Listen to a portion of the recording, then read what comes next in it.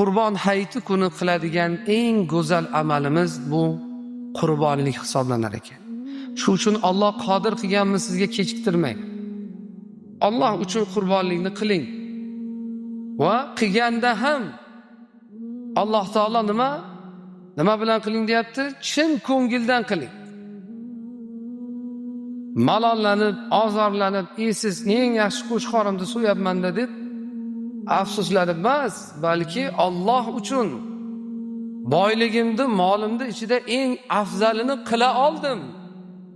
Demak, shunday saxiy inson ekanman deb ixlos bilan, rozilik bilan, chin qalb bilan qilinadigan bo'lsa, mana shu amal Allohning huzurida qabul bo'lar ekan.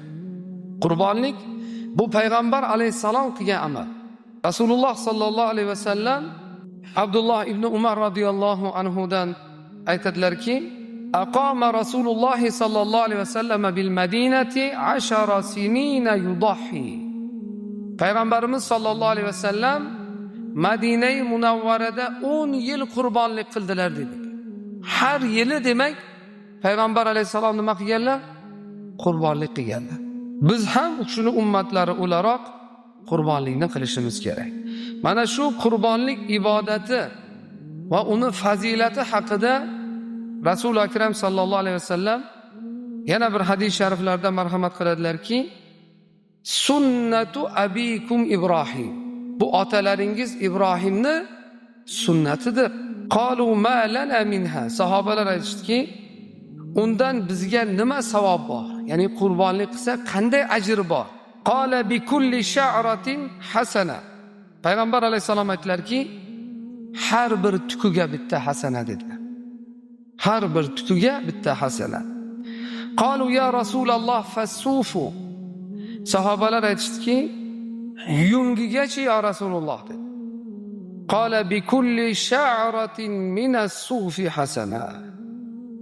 Har bir tola yung uchun bitta hasana bor dedilar.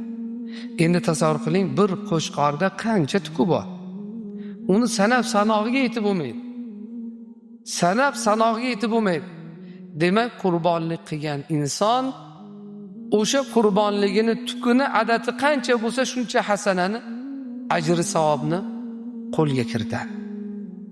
Ana demak, bunaqangi qurbonlikka targ'ib qiladigan hadislarni o'qigan, eshitgan kishida nima paydo bo'ladi?